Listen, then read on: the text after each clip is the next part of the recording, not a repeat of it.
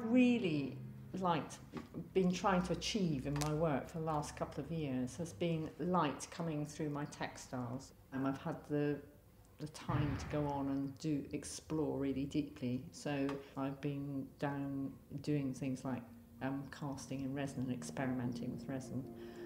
I've never been one that did small drawings and small neat, workbooks and things. Mine have always had stuff exploding out of them. So the resin has been great because it's really a test to see how big I can get this stuff. And this one I'm working on, this next one, which is a bit of pipe, as you can see, is going to be a really big one.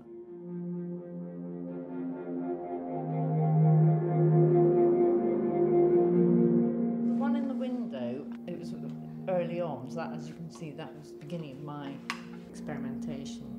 Being in front of a window is really exciting because it changes the whole time depending on what the light is doing. The big red one was the very first one. The colours in that one were the colours that I was using, and I look at them now and I think, oh yes, I now can do this and I now could do that. But as time goes by, I'm starting to get more control over the colour mixing, and so that's sort of pushed me on to the next one.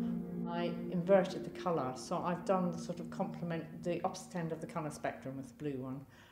That was the starting point for it. Of course, it hasn't happened like I thought it would, and it's become something completely different in its own right.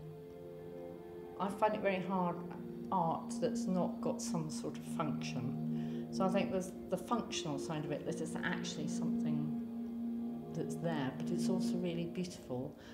And I think they have potential uses for both domestic uses, to have them, as a part of your, to fit in with your colour schemes. And I could certainly, if people wanted a particular colour scheme, I'd be very happy to do that, because I'm just going with the things that I like at the moment. But if someone said, and we've got a friend who wants me to do them in the blacks and the greys and the whites, because she's very much that colour, and I think, well, yes, I could do that, I'd experiment with that, but I'd have to put the odd dash of some colouring, because it wouldn't, for me, I would still have to have permission to be able to do that, I think.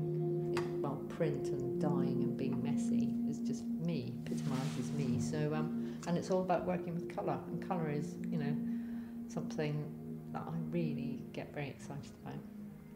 There's nothing I would like better than to be able to do it 24/7.